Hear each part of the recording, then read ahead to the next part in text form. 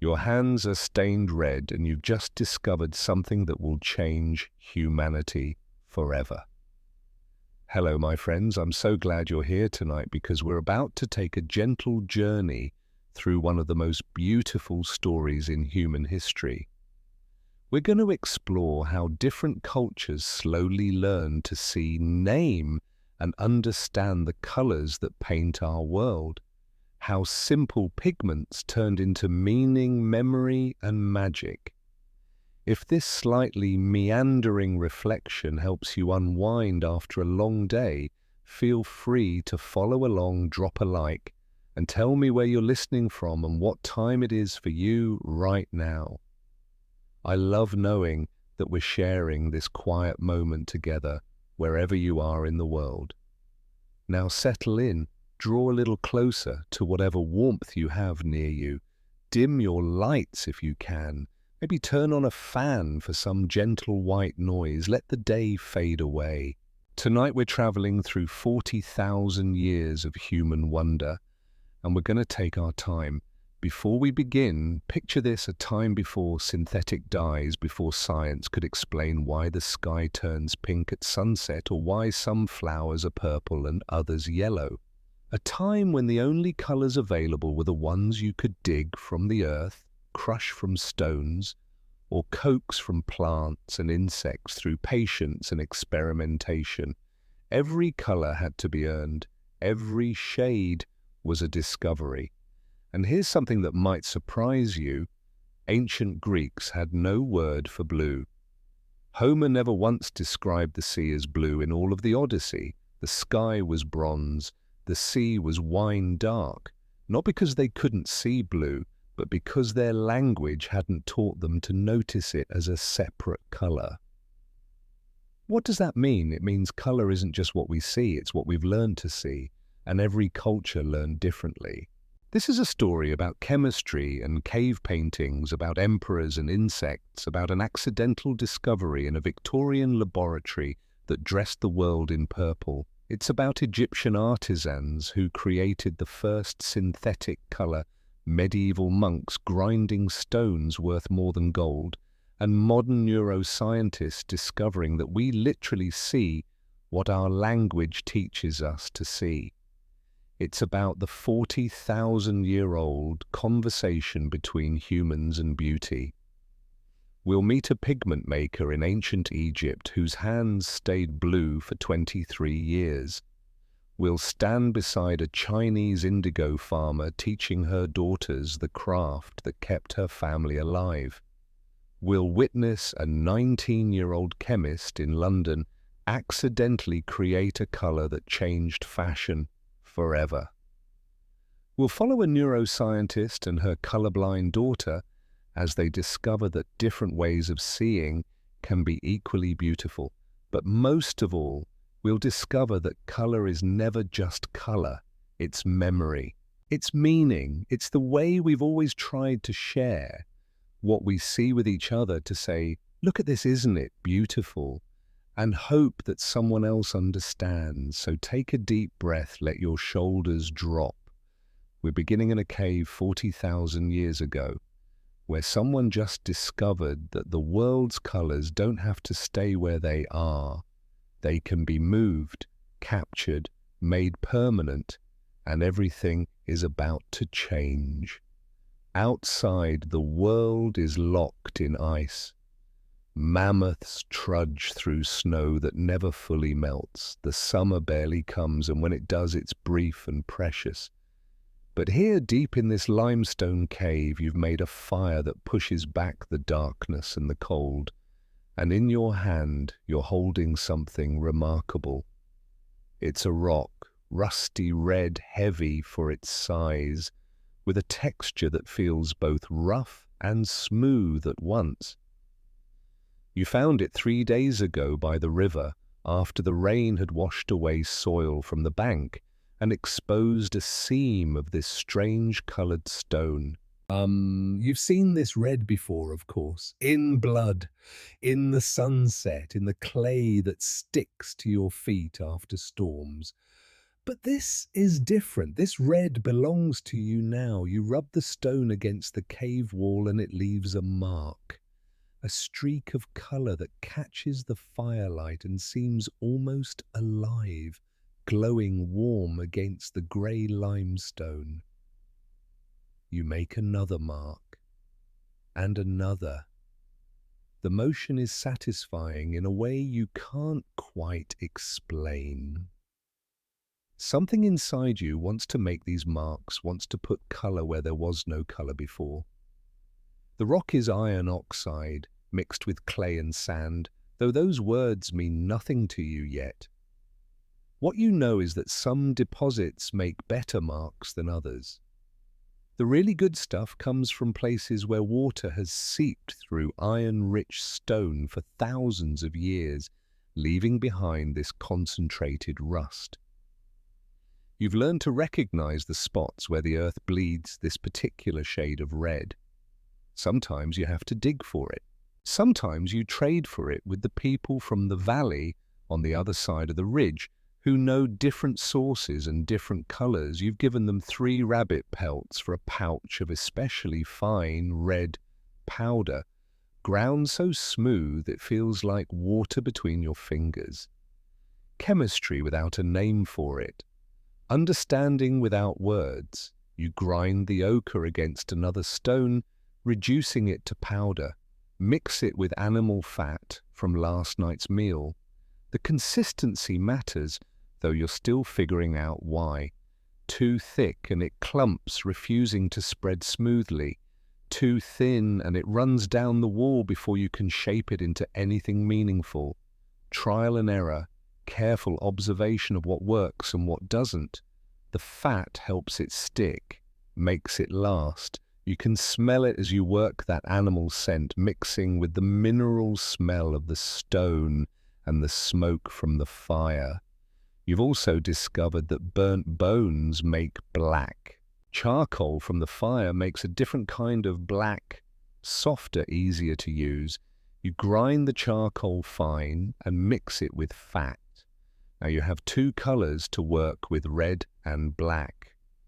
Later, someone will discover that certain types of clay produce yellow. That manganese dioxide gives you another black, deeper and richer than charcoal. That mixing white chalk with other pigments can lighten them. But for now, red and black are your palette. Red and black are enough. You begin to paint animals on the walls, the creatures you hunt. The bison with their heavy heads and powerful shoulders. The horses that run faster than any human can follow. The deer that feed your family through the long winters. You paint them in profile the way you see them when you're tracking, when you're watching from downwind, trying to stay invisible. The red makes them look alive. When the firelight moves, they seem to move too, muscles rippling, heads turning. The black gives them form and shadow, makes them stand out from the stone. Depth and dimension, emerging from instinct rather than instruction. Why are you doing this? Maybe it's magic. Maybe painting the animals on the wall will make them appear when you hunt tomorrow. Maybe capturing their image gives you power over them, makes them willing to sacrifice themselves for your survival. Maybe it's memory. Maybe you're recording the great hunt from 2 moons ago when your group took down a bison that fed everyone for a week. Maybe you're teaching the young ones what these animals look like, how they stand, how they move. Maybe you just like the way it looks when firelight dances across the painted surface. Maybe the act of creation itself is enough, the satisfaction of bringing color and form into existence where there was only blank stone before. What you haven't realized yet this moment is the beginning. Color can be captured, controlled, transformed. The world's hues aren't fixed in place. They can be moved, mixed, made permanent. This knowledge will spread, not quickly. There are no books, no schools, no organized teaching. But others will see what you've done and they'll try it themselves. Other caves will fill with painted animals. Other hands will grind ochre and mix it with fat. The techniques will improve slowly and organically. People will learn to blow pigment through hollow bones to create fine sprays of color like mist. They'll develop stenciling methods, pressing their hands against the wall and spraying color around them, leaving negative space in the shape of human touch. They'll master the art of shading and depth-creating images that seem to emerge from the rock itself, three-dimensional and breathing. But it all starts here, with you rubbing red rock against stone and watching color bloom in the darkness.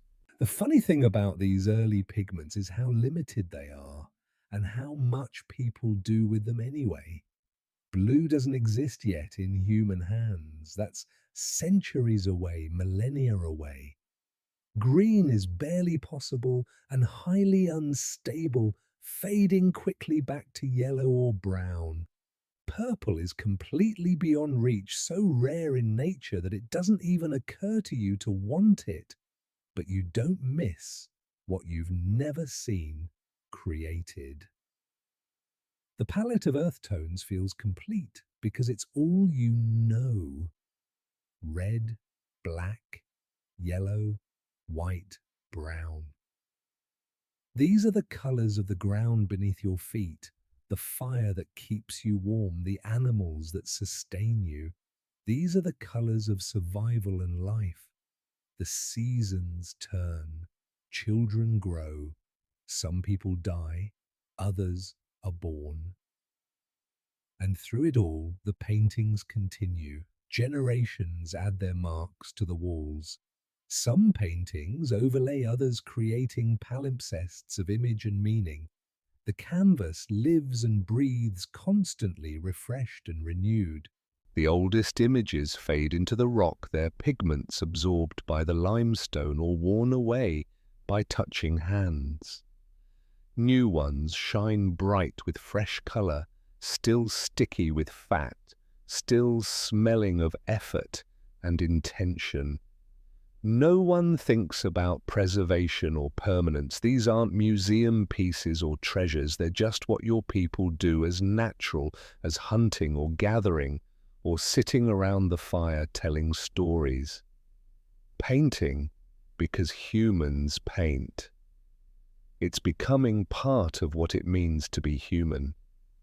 One evening you're working on a new horse when a child from your group comes and sits beside you. She watches silent, her eyes following the movement of your hand. You dip your finger in the red paste and let her try. She makes a small mark, tentative, then smiles when she sees the color appear. You show her how to mix the ochre with fat, how to test the consistency on a scrap of hide before applying it to the wall, how to use charcoal for outline and ochre for filling. She's learning. The knowledge is passing to a new generation. And in this moment, in this small act of teaching, something even more important than painting is happening. Culture is being created. The idea that some knowledge is worth preserving, worth sharing, worth carrying forward. The horse on the wall will fade eventually. Even stone doesn't last forever. But the idea of the horse, the technique of capturing it in color, the desire to make the invisible visible, and the temporary permanent that will endure. 40,000 years from now, people will be painting in caves made of concrete and steel, using pigments created in laboratories, staring at screens that glow with light instead of reflecting it. But they'll still be doing what you're doing right now. Still trying to capture color, to share what they see, to make something beautiful out of the raw materials the world provides. You finish the horse as the fire burns down to embers. The cave grows darker. The painted animals seem to retreat into the stone, waiting for tomorrow's light to bring them back to life. You're tired, your fingers are stained red, you smell of smoke and fat and stone dust. But you're satisfied. You've added color to the world today. You've made something that wasn't there before. And tomorrow or next moon or next year, you'll do it again. And not because you have to, because you want to, because this is what humans do. You are Kenty, and your hands have been the color of sky for 23 years. It's permanent now, this staining. The blue settles into the creases of your palms, under your fingernails, in the whorls of your fingerprints. When you wash in the Nile at dawn, the water turns faintly azure around your wrists before the current carries it away downstream toward the sea you've never seen. Your father's hands were blue. Your grandfather's before him. This is the trade you were born into, the knowledge passed down like a precious inheritance. How to make the color that doesn't exist in nature. How to create blue. The workshop is in the artisan quarter of Thebes, a low building with thick mud brick walls to keep out the heat. The year is approximately 2,500 years before the birth of a prophet your distant descendants will follow, though you know nothing of that. You know only the rhythm of your work, the cycles of the Nile, the dynasties of pharaohs, whose tombs you help decorate with the most sacred of colors. This morning the workshop smells of minerals and heat. Your apprentice, a young man named Panhesi, is grinding limestone with a stone pestle, reducing it to powder so fine it feels like silk. He's been with you for 3 years now, and he's finally understanding that patience isn't just virtue, it's technique. Not too fast, you tell him. Let the stone do the work.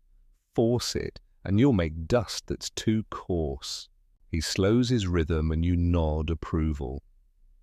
Making Egyptian blue what future generations will call the first synthetic pigment in human history is complex work. The recipe has been perfected over generations, refined through countless failures you never saw. You begin with limestone, which is everywhere in Egypt. The pyramids are made of it, the temples, the tombs. It's the stone beneath your feet, the foundation of everything. You take the ground, limestone, and mix it with sand from the desert. Not river sand, which has impurities, but clean quartz sand that glitters white in sunlight. Then comes the copper compound. This is the expensive part, the rare ingredient.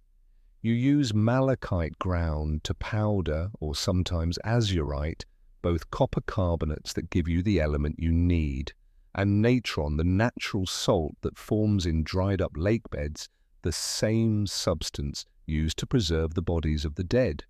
The proportions must be exact. Too much copper and you get green instead of blue. Too little and you get nothing at all, just a dull grey-brown that's useless. You've measured these ingredients so many times you can do it by feel now. But Panhesi still needs to weigh everything carefully using stone weights calibrated against grain measures. He mixes the powders in a large clay bowl, combining them thoroughly. The mixture looks like dirty sand, pale brown with specks of green. Nothing beautiful, nothing promising, that comes later. The kiln is already hot. You've been feeding it fuel since before dawn, dried dung and scraps of wood, maintaining a temperature that must be precise. Around 800 degrees, measured not by numbers but by experience. The color of the flames, the way the air shimmers above the opening, the heat that radiates from the bricks. Panhesi pours the mixture into clay crucibles, shallow dishes that can withstand the heat. You place them carefully into the kiln using long wooden tools, positioning them where the temperature is most even. Now we wait, you say. The waiting is the hardest part. The mixture must stay at this temperature for hours. Too soon and the transformation won't complete. Too long and you'll destroy what you're creating. While you wait, you grind pigments for other work. Red ochre, always in demand. Yellow orpiment, beautiful as concentrated sunlight but poisonous as a snake. You're careful not to breathe the dust. You've seen other pigment makers die young, their lungs filled with arsenic. Black from carbon, pure and fine. White from gypsum, soft and chalky. Green from powdered malachite, though it's never as stable as you'd like. Green fades. Green changes. Only blue remains true. After many hours, when the shadows have grown long and Panhesi is yawning from the heat and the waiting, you open the kiln. Inside the crucibles, something miraculous has happened. Small crystals have formed deep blue and glittering. They catch the late afternoon light streaming through the workshop door and seem to glow from within. Calcium, copper, silicate, though those words won't exist for thousands of years. You know only that you've taken common materials and transformed them into something precious. You let the crucibles cool slowly. Rush this part and they'll crack, and all your work will be lost. When they're finally cool enough to touch you, pour the crystals onto a grinding stone. This is the most satisfying part, hearing them clink against the stone, seeing that pure, deep blue in your hands. It's the color of lapis lazuli, that impossibly expensive stone that comes from the mountains of Afghanistan, thousands of miles away across deserts and mountains and kingdoms you'll never see. Merchants sometimes bring lapis to Egypt, and it costs more than gold. A piece the size of your thumb might trade for enough grain to feed your family for a month. Only the wealthiest nobles can afford it, and even they use it sparingly, grinding tiny amounts for special purposes. But you've made blue from limestone and sand and copper, materials that are relatively common, relatively affordable. You've created the color of the sky, the color of the Nile, during the flood season, the color of heaven itself. You grind the crystals carefully, reducing them to powder, fine enough to mix with binding medium, egg white usually, or gum from acacia trees. The consistency must be perfect. Too thick and it will crack as it dries on the plastered wall. Too thin and the color will look washed out, pale, barely blue at all. Your hands know the right texture without thinking. Thousands of times, maybe tens of thousands. The muscle memory goes deep beyond consciousness. Panhesi watches as you test the paint on a piece of broken pottery. The color is stunning, rich and vibrant, stable and true. Millennia from now, when your name is forgotten and your workshop is dust, this color will still shine from tomb walls. Tomorrow you tell Panhesi we deliver this to the tomb of Lady Neferura. Lady Neferura was the daughter of a powerful official dead, now 3 months from a fever that the priests couldn't cure. Her father has commissioned a tomb worthy of her memory, with painted scenes of the afterlife, gardens and banquets, the deceased surrounded by abundance and joy. And blue, especially blue, because blue is sacred. In Egypt, colors are language, colors are theology. Blue is the color of the heavens, the realm of the gods. It's the color of the Nile when it floods, bringing life to the desert. It represents fertility, birth, rebirth. It's the color of creation itself, the primordial waters from which all things emerged. Green symbolizes growth and regeneration, the shoots of wheat pushing up through black mud after the flood recedes. Red can mean life and victory, the color of the sun at dawn, but also chaos and destruction, the color of the desert that surrounds the narrow strip of habitable land along the river. Yellow is eternal and unchanging, like the sun that crosses the sky every day, like gold that never tarnishes. White represents purity and sacredness, the color of linen and milk and the full moon.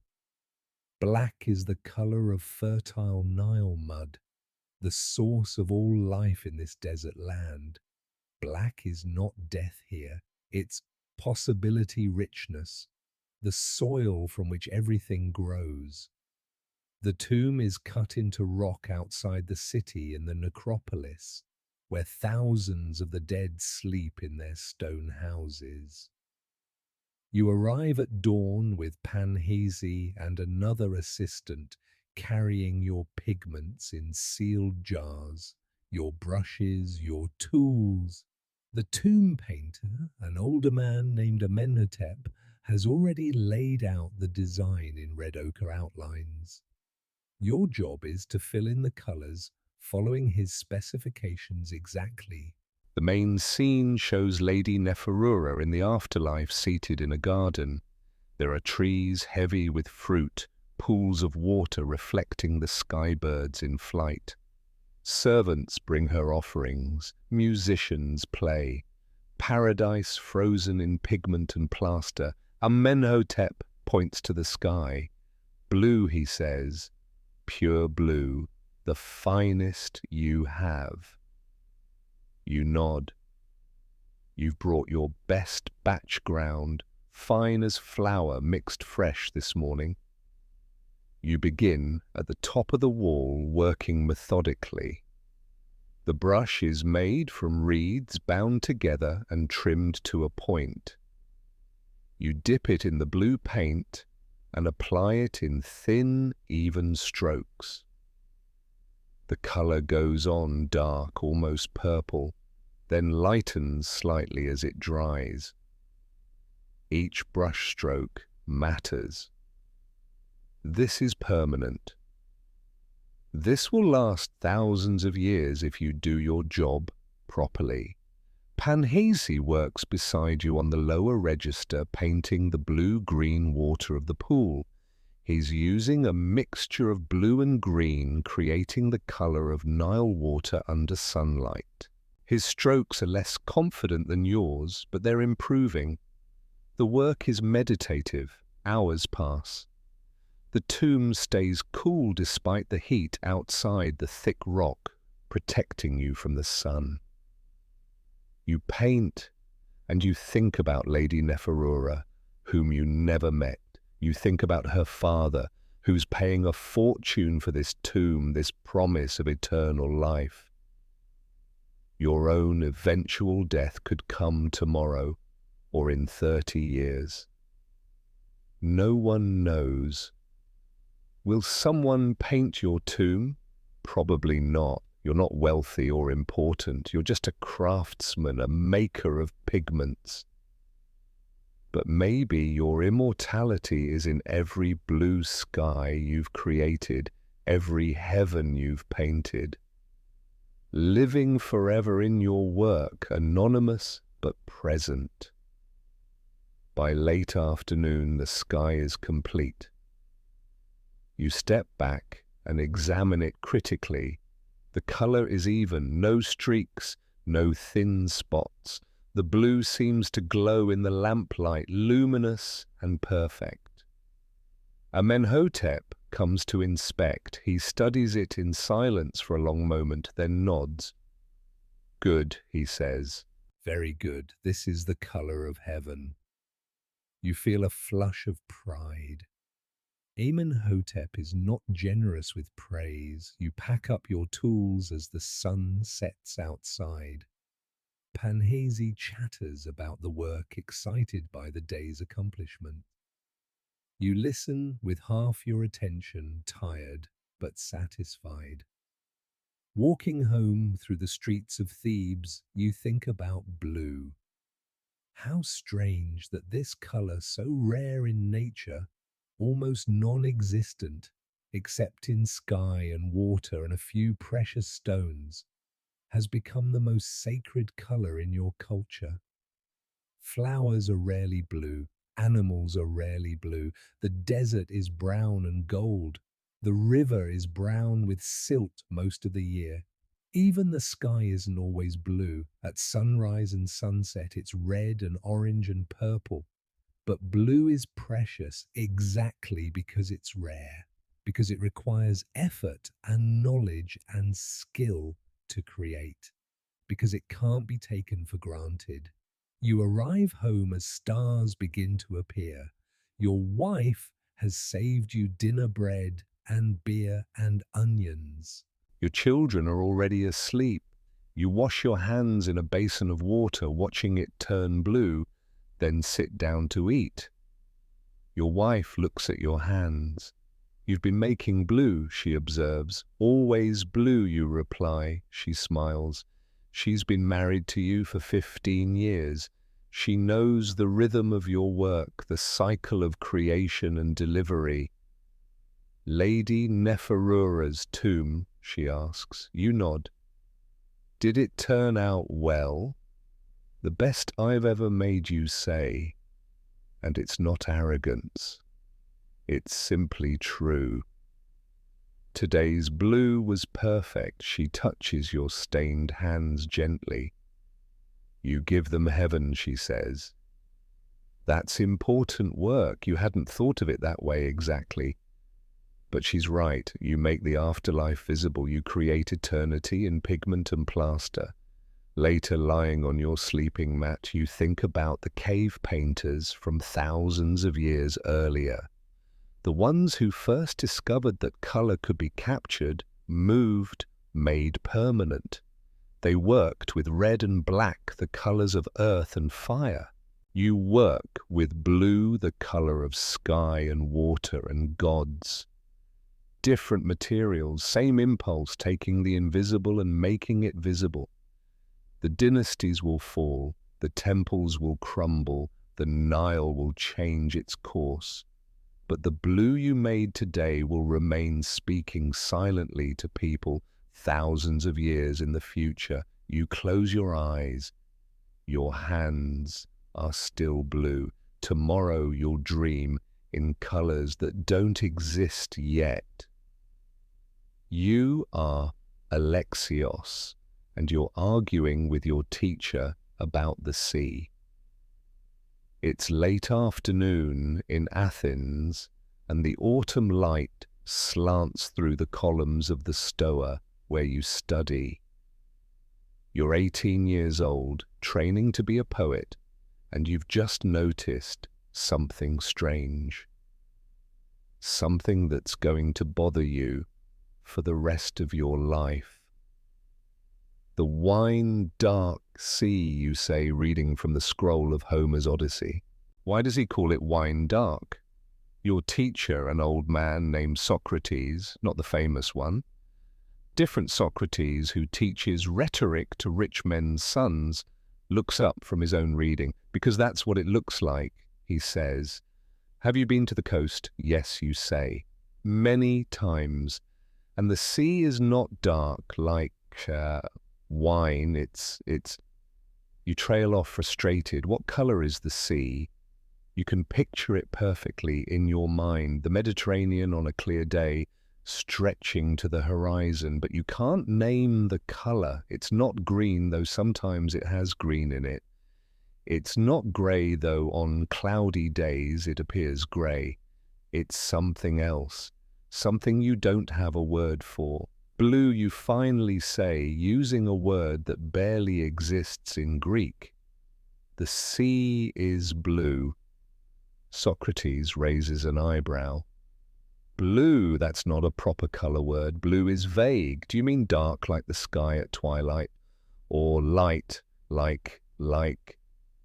He can't think of a comparison either. Never mind blue, he says, dismissively. Homer calls it wine dark because wine is precious and the sea is precious. It's metaphor, boy. Poetry. Don't be so literal. But you can't let it go. You return to your small room and pull out your copies of Homer, both the Iliad and the Odyssey. You read through them carefully, noting every description of color.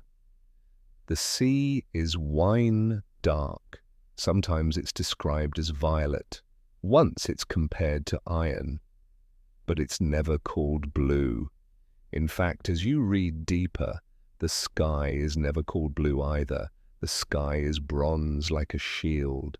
The sky is iron. The sky is the color of dark clouds or bright sun, but never blue. You expand your search. You read Hesiod, Sappho, Pindar, all the poets whose works you've studied. You find references to the glowing sky, the brilliant sky, the wide sky. But never blue. The word exists, sort of. Glaukos can mean blue, but it also means green, grey, pale, light-coloured. It's used to describe eyes, the sea, fresh-cut, wood-pale faces. It's not specific. It doesn't pin down the colour you're thinking of. You lie awake that night, staring through the window at the night sky. There are no clouds. The moon hasn't risen yet. The darkness above is punctuated by stars. But between the stars, what colour is that darkness? It's just the colour of night sky. But is it different from the colour of a dark robe? A shadow? Charcoal? The more you think about colour, the less certain you become about anything. The next day, you approach Socrates again. Teacher, you say, do we see colours the same way our ancestors did? He looks annoyed. You've interrupted his lecture on proper dactylic hexameter. What kind of question is that? Homer doesn't mention blue. None of the ancient poets do. Did they not see it, or did they not think it was important enough to name Socrates considers this? He's a better teacher than his impatience suggests. An interesting question, he admits. Perhaps they saw the world in terms of brightness and darkness more than color. Light and shadow. That's what matters for survival after all, whether something is light or dark, near or far. But we can see blue, you press. I can see it. You can see it. Why couldn't they name it? Perhaps Socrates says slowly, we see what we have words for. Or perhaps we develop words for what we need to see. The sea is wine dark because wine is important to us. We understand wine. We don't need a specific word for the color of the sea. We need metaphors that connect it to our lives. You think about this for days, weeks. It becomes an obsession. You start paying attention to how people around you describe colors. Your mother talks about fabric she's weaving. She describes it as bright or dull, rich or pale. She talks about red, like blood yellow, like honey white, like milk black, like night. But when you ask her about the color of the sky, she says, it's sky-colored. What else would it be? People don't think about color the way you're thinking about it. They don't categorize it into distinct bands of hue. They think about it in terms of function, comparison, brightness. The obsession follows you into adulthood. You become a moderately successful poet, not famous, but respected. You write verses about Athens, about love, about war and peace, and the eternal questions of existence. But you never quite solve the mystery of the missing blue. Centuries pass, trade routes expand, knowledge travels. The Roman Empire rises, absorbing Greek culture, transforming it, spreading it across 3 continents. Now you are someone else. Your name is Marcus Livius, and you're standing in a warehouse in Rome that smells like death. It's the year 100 of the Common Era, and you're a merchant who's built a fortune on a single color purple, Tyrian purple, royal purple, the color of emperors and the wealthiest senators, the most expensive substance on earth, weight for weight, more valuable than gold, and it's made from rotting sea snails. The warehouse holds thousands of murex shells piled in heaps. Your workers are outside in the processing yard, and the smell coming from there is indescribable. Rotting shellfish left in the sun for days, fermenting in vats, releasing a stench so powerful that purple dye works are required by law to be located outside city limits. You've grown used to the smell? Mostly. Your grandfather was a dye worker. He died at 42, his lungs destroyed by the fumes. Your father was smarter. He became a middleman, buying from the dye workers and selling to the wealthy. He died at 60, comfortable but not rich. You've taken it further. You own the whole operation now. The boats that catch the snails, the workshop where they're processed, the relationships with the cloth merchants. You've built an empire on this hideous smell. The process is brutal. First, you need to catch the murex snails. They live in deep water, so you need skilled divers or special traps. One snail produces a tiny drop of mucus from a gland near its head. That's it. One drop. It takes 12,000 snails to produce 1.5 grams of pure dye, enough to color the trim on a single toga. Your workers crush the shells, extract the glands, and ferment them in vats with salt water. The mucus is yellowish-white at first, but when exposed to sunlight and air, it transforms. First to yellow-green, then to blue-green, and finally to the rich, deep purple that emperors will pay anything to possess. The chemistry is complex, though those terms mean nothing yet. You just know what works. The temperature of the fermentation, the amount of time, the way sunlight affects the color. All empirical knowledge passed down and refined through generations. You're inspecting a new batch today. Your foreman, a Greek slave named Philippos, shows you the test cloth. The purple is perfect, deep and rich, with that slight red undertone that distinguishes Tyrian purple from cheaper imitations. Excellent, you say. This will fetch top price. Philippos nods. He's been with you for 15 years. You've promised to free him when he's 40, and you'll keep that promise. He's too valuable to lose. Senator Cassius has requested enough for a new toga. Philippos tells you, full purple, not just trim. You whistle. A fully purple toga will require enormous amounts of dye. The cost will be staggering. Can he afford it, you ask? He says the emperor has given permission for him to wear full purple at the triumph next month. He'll pay whatever it costs.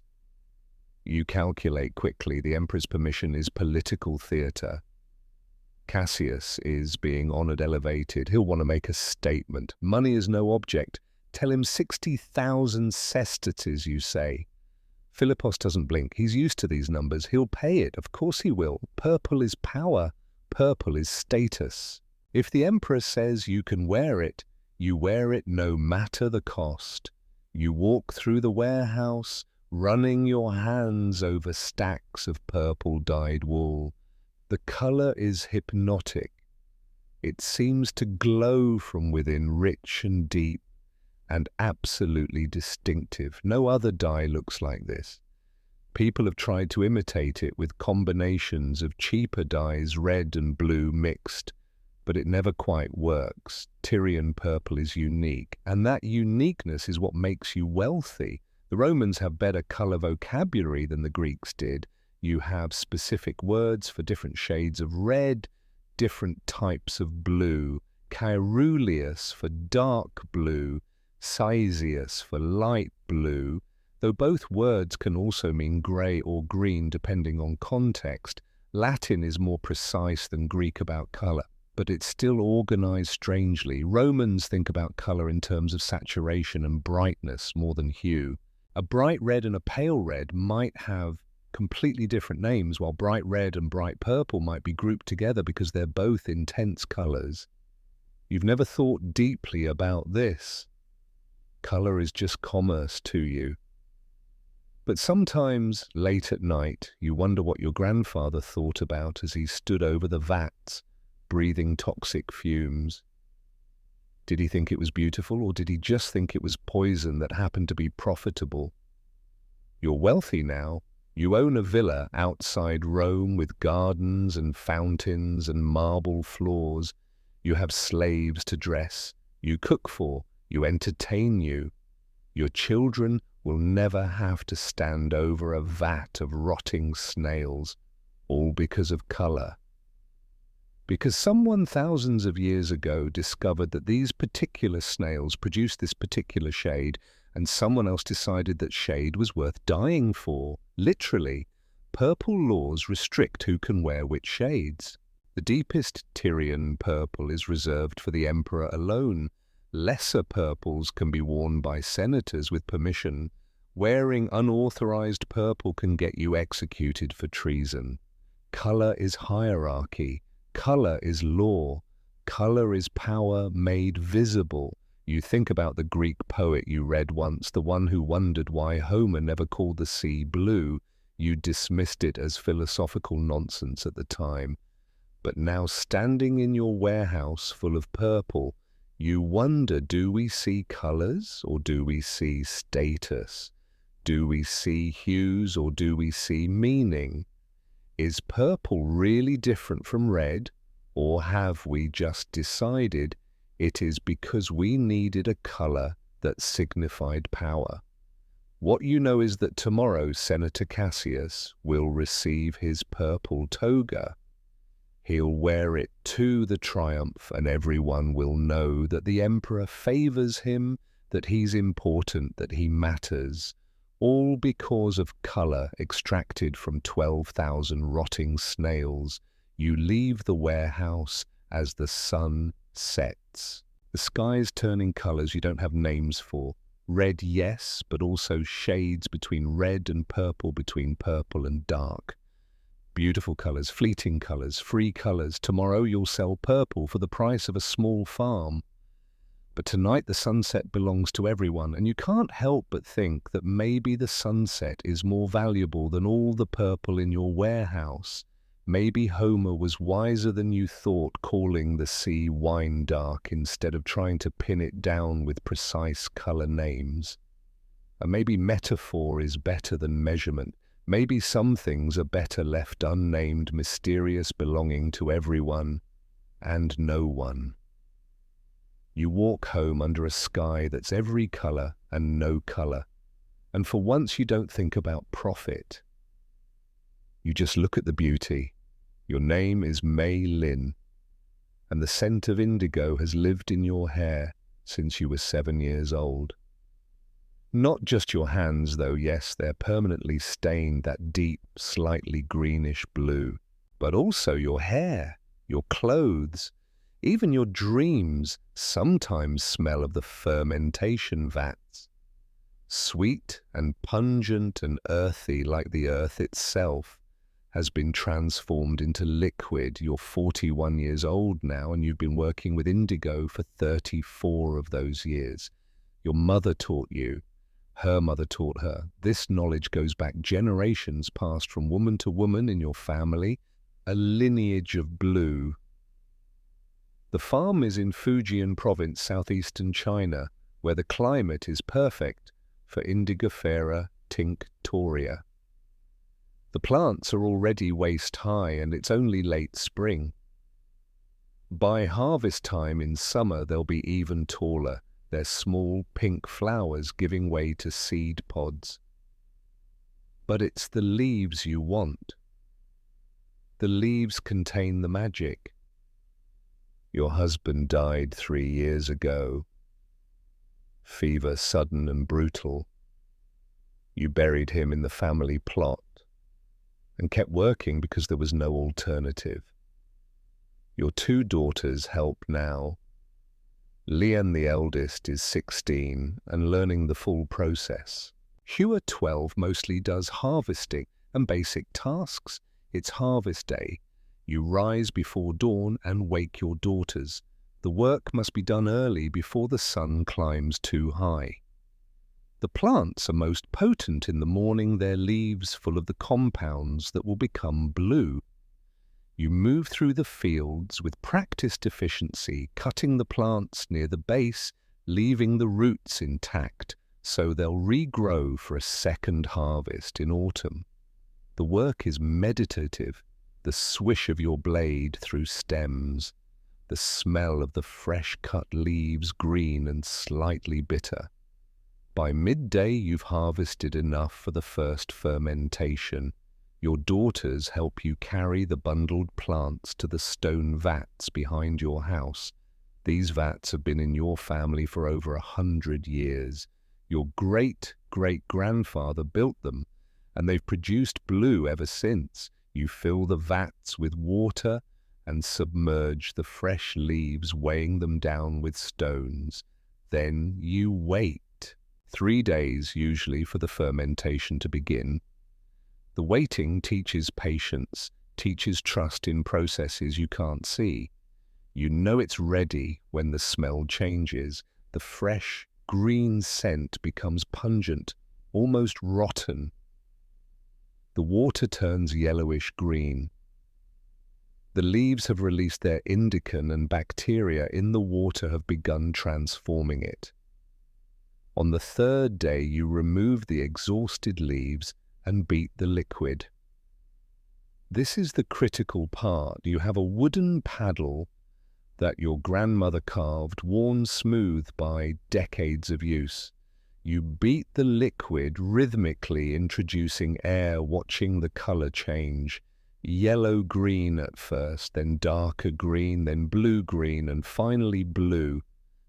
The blue doesn't appear immediately. You have to keep beating, keep introducing oxygen. The chemistry is invisible but undeniable. Indoxyl in the solution reacts with air and becomes insoluble, forming tiny particles of indigo that precipitate out. It seems like magic every time, even after thousands of repetitions. The liquid was yellow, you beat it, now it's blue.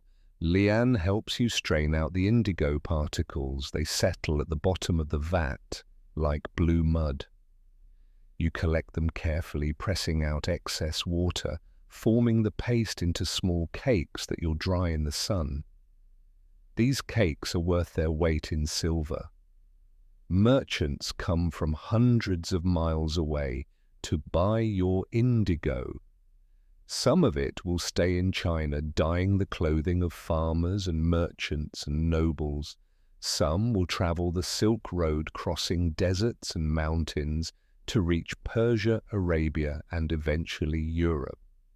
Your indigo is famous for its quality, deep color, good light fastness, minimal impurities. You've built a reputation over decades. While the cakes dry, you prepare the dye vat for actual dyeing. This is different from the fermentation vat. The dye vat must be alkaline and the indigo must be reduced, converted back into a soluble form. You use wood ash lye to make it alkaline. You add bran or sake lees to feed the bacteria that will reduce the indigo. The mixture must be kept warm around body temperature. You cover the vat with thick cloth to maintain heat. For 3 days you tend the vat, stirring occasionally, checking the temperature, whispering prayers to it. Your mother taught you the prayers. Whether they're necessary is unclear, but you've never skipped them. They're part of the process, as essential as the temperature. Intention matters, your mother always said. The vat can feel respect. On the fourth day, the vat is ready. The liquid is yellowish-green, the indigo dissolved in its reduced form. You test it with a scrap of cotton, dipping it in the vat and pulling it out. For a moment, the fabric is yellow-green. Then as it contacts air, it transforms. The color blooms from within green, giving way to blue, deeper and deeper, until it settles into that perfect indigo shade. You smile. Perfect. Lian brings the silk you're dyeing for a merchant in the capital. 12 bolts of the finest silk destined for a nobleman's family. The order is for a specific depth of color, very dark, almost black blue. This will require multiple dips. You explain the process to Lian as you work. The first dip gives you pale blue, you say, submerging the silk. See how light it is. You pull the fabric out and it transforms from yellow to pale blue as oxygen hits it. Each dip adds more color. For this order, we'll dip 12 times. It's tedious work. Dip, oxidize, rinse. Dip, oxidize, rinse. Each cycle darkens the color incrementally. After the 6th dip, the blue is rich and satisfying. After the 10th, it's approaching midnight. After the 12th dip, the silk is so dark it's almost black with just a hint of blue visible in direct sunlight. This is beautiful work, Mother Lian says quietly. You nod. It is. This particular bolt you've been saving for something special, not for sale. For Lian's wedding when the time comes. Your daughter is beautiful and skilled. She'll make a good match. Some merchant's son, perhaps, or a scholar. Someone who'll appreciate her intelligence. When she marries, she'll wear this silk. 12 dips of indigo, the color of fidelity and stability, the color of workers and farmers, but also the color of the infinite sky. In China, blue carries meanings: immortality, advancement, healing. It's also the color of common people's clothes, practical and beautiful and humble all at once. You think about color and accessibility. Indigo is difficult to produce, yes. Requiring knowledge and skill, yes. But not requiring thousands of snails or mines in far-off mountains. Indigo grows from the earth. Any farmer with the right climate and the right knowledge can produce it. That feels right to you. Color shouldn't be only for the wealthy. Decades pass. Knowledge travels along the same routes as indigo. Across the sea to Japan, where the art will be refined in different ways. Now you are someone else. Your name is Takeshi, and you are a shibori master in Kyoto, Japan. The year is approximately 1650. You were born a samurai. Low-ranking, but samurai nonetheless. You served a lord who was on the wrong side of a political dispute. When your lord fell, you lost your position. You were 30 years old, trained in warfare and honor, suddenly purposeless. You could have become a ronin, a masterless samurai, wandering and selling your sword. Many chose that path. You chose differently. You chose beauty. You apprenticed yourself to a textile master, learning shibori, resist dyeing, and izome indigo dyeing. Your fellow samurai mocked you. Manual labor was beneath your class. Working with your hands was shameful. You didn't care. You'd found something that felt like meditation, something that required precision and patience and respect for materials, something that created beauty instead of destruction. That was 20 years ago. Now at 50, you're a master yourself. Your workshop in Kyoto employs 8 apprentices, all training to learn techniques that take 7 years to truly master. You're working on a commission today. A wealthy merchant wants a silk furisode, a formal kimono decorated with cranes and cherry blossoms. The pattern will be created using shibari, intricate tie-dye resist techniques. The silk is already in front of you, pure white, expensive, flawless. You begin folding it according to the pattern you've designed. Tiny, precise folds, each one exactly placed. Then you bind the folds with thread wrapping tightly to resist the dye. This single garment will have over 3,000 individual binding points. Each one must be placed correctly, tied tightly enough to resist dye, but not so tight it damages the silk. Your apprentices watch.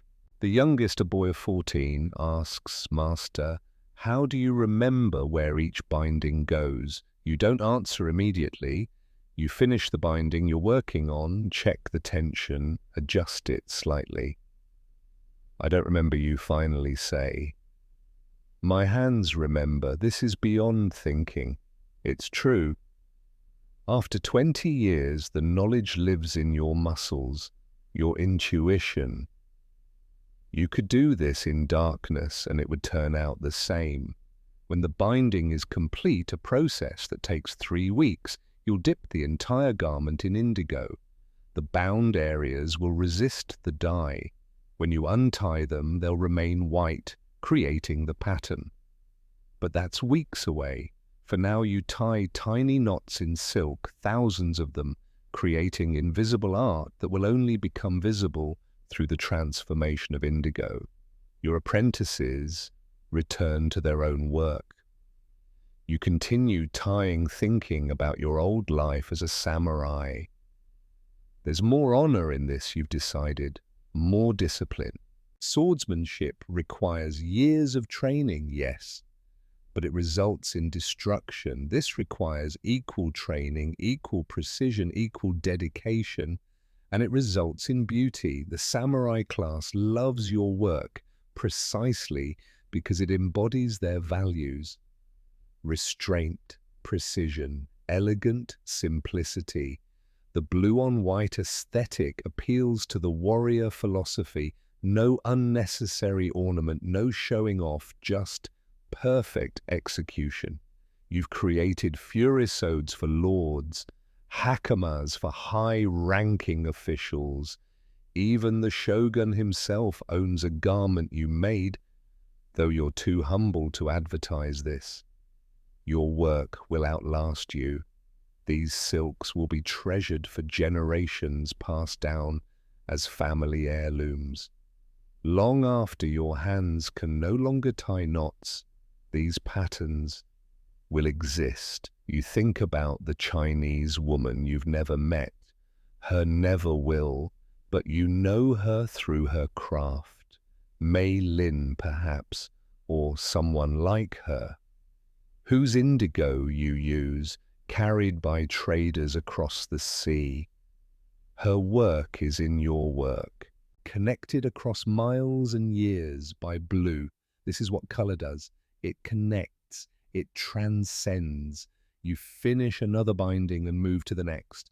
3,000 to go. 3 weeks of work before dyeing can even begin.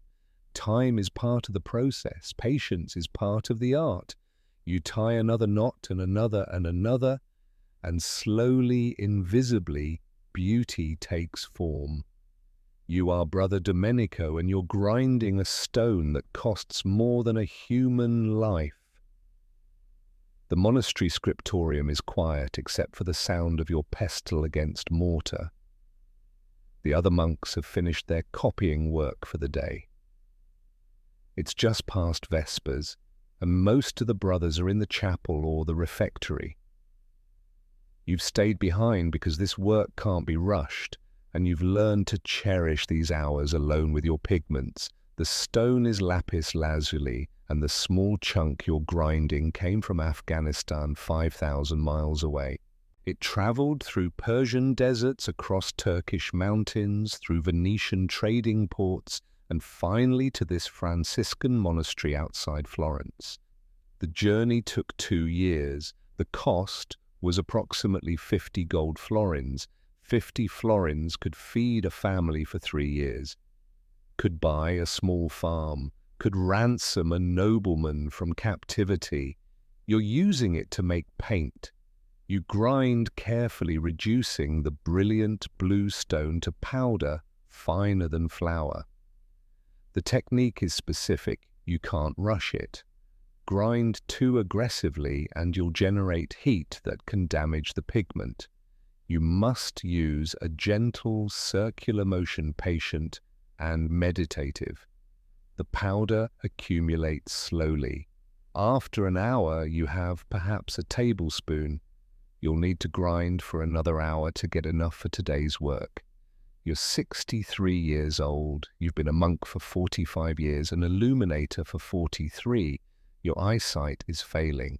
You can feel it, the way fine details blur at the edges, the way you need more light than you used to. This might be your last major commission. Your hands still work, thank God, but your eyes betray you more each month. The commission is a book of hours for Lady Isabella Visconti, a widow whose son died in the Crusades 3 years ago. She wants the finest manuscript ever created, a memorial to her son and a tool for her own devotions. She's given you an unlimited budget. Make it worthy of heaven, she said. Make it worthy of my son. So here you are with lapis lazuli, worth more than gold. The stone is valuable because it's rare, yes, but also because no substitute equals it. Other blues exist. Azurite, a copper carbonate, produces a lighter blue and costs far less. Smalt made from cobalt glass is even cheaper, but neither has the depth, the intensity, the pure celestial quality of ultramarine blue made from lapis. Ultramarine, beyond the sea, named for its origin across the Mediterranean in lands so distant they might as well be mythical. When the powder is fine enough, you begin the purification process. This is complex and wasteful. The lapis lazuli stone contains impurities, calcite, pyrite, other minerals that dilute the blue. You must extract only the purest blue pigment. You mix the powder with melted beeswax, pine resin, and linseed oil, kneading it into a dough. Then you knead this dough under lye water, squeezing and working it, watching the pure blue bleed out into the water while the impurities stay bound in the wax. It takes hours, your hands ache, the lye burns your skin where you have small cuts. But gradually the water turns a magnificent deep blue, and the wax dough becomes paler grey, and exhausted, you strain the blue water through cloth, let the pigment settle, pour off the clear water, collect the blue sediment. From your original chunk of lapis 50 florins worth, you've extracted about 2 tablespoons of pure ultramarine pigment. 2 tablespoons.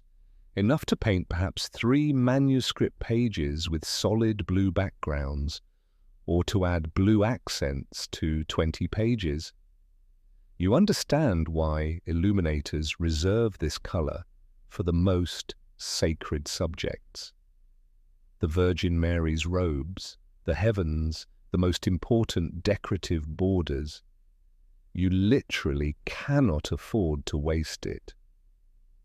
You mix the pigment with egg white and a drop of water, creating paint. The consistency must be perfect. Too thick and it won't flow from your brush. Too thin and the color will be weak. Your hands know the right texture. After 43 years, they know. You light another candle. The light is important. You need to see the colors accurately. The vellum page before you is already prepared with underdrawings in silver point, a scene showing the Annunciation, the moment the angel Gabriel told Mary she would bear Christ. Mary's robes will be ultramarine. The angel's wings will be gold leaf with ultramarine details. The sky behind them will be deep, pure, costly blue. You dip your finest brush, made from squirrel hair, bound to a quill shaft, into the paint. You steady your hand against a maul stick to prevent trembling. At 63, with failing eyes, you can't afford shaky hands, too. The first stroke goes down perfectly.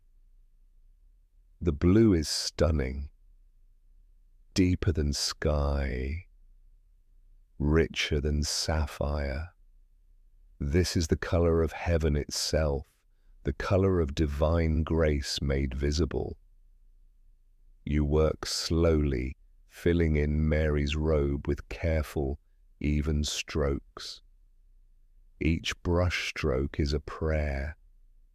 Each application of this impossibly expensive pigment is an act of devotion. The other monks don't understand this, not really. Brother Paolo, who copies texts but doesn't illuminate once, asked you why you waste so much time and money on decoration. The words are what matter, he said. The prayers and psalms. Why spend 50 florins on blue paint? You tried to explain. This isn't decoration, this is theology made visible. This is prayer you can touch, see, keep forever. When someone opens this book of hours and sees Mary clothed in heavenly blue, they're not just seeing pretty pictures, they're experiencing the sacred, they're glimpsing eternity. Color has moral weight in your world. It's not aesthetic choice, it's spiritual truth. Blue is divine, heavenly pure, the color of Mary, Mother of God, the color of the sky that separates earth from heaven, the color of truth and faithfulness. Gold is the light of God, uncreated and eternal, neither color nor not color, but pure radiance. Red is Christ's sacrifice, his blood shed for humanity, but also love, passion, the fire of the Holy Spirit. Yet also sin, hell, the devil. Red is complicated, green is life, hope, resurrection, the color of spring, of renewal, of the olive branch, brought by the dove. Black is death, sin, despair, the color of mourning and penitence. White is purity, innocence, the unstained soul. You choose colors not for beauty but for meaning. The wrong color in a religious painting is heresy. You've heard of artists questioned by church authorities for inappropriate color use. A saint painted in the wrong colored robes. A biblical scene with colors that contradict traditional interpretation. This is serious business. This is truth. You finish Mary's robe as the last candle burns low. The blue seems to glow in the flickering light. You sit back exhausted but satisfied. Tomorrow you'll add the gold leaf. The day after, you'll work on the angel's wings. The book has 150 pages, and you've been working on it for 8 months. You have 4 months left if your eyes hold out. You clean your brushes carefully, storing the leftover paint in a tiny sealed pot. Not a drop can be wasted. You say a prayer of thanks for the day's work, for your hands that still function, for your eyes that still see well enough. As you leave the scriptorium, you pass the chapel. Inside, evening prayers are finishing. You join the tail end, kneeling in the back. The staining is permanent. Ultramarine gets into your skin, under your nails, in the creases of your knuckles. You're marked by your work, identified by blue. Like the indigo dyers in China and Japan, though their existence is unknown to you. Like the Egyptian pigment makers dead for 3,000 years, whose hands were also blue. All of you connected by this color across continents and centuries, all trying to capture heaven. 4 months later, the book is complete. Lady Isabella comes to the monastery to receive it. She's dressed in black mourning clothes, though it's been 3 years since her son died. Some griefs don't end. You bring the book to the meeting room. It's bound in leather over wooden boards, clasped with silver. The edges of the pages are gilded. It weighs perhaps 5 pounds. You open it carefully, showing her the first illuminated page. The Annunciation with Mary in her ultramarine robes. Lady Isabella's breath catches. Her hand flies to her mouth. Tears stream down her face. You wait, uncertain. My son, she whispers. He loved blue. When he was small, he would stare at the sky for hours. I would call him, and he would say, she can't finish. She weeps openly now. You stand awkwardly unsure how to comfort a noble woman. She holds the book against her chest like a child. Thank you, she whispers, thank you. After she leaves, the book carefully wrapped, her servants carrying it like the treasure it is, you return to the scriptorium. Your eyes hurt, your hands hurt. You're exhausted in a way that goes deeper than physical tiredness. But you understand, perhaps for the first time, truly understand why you do this work.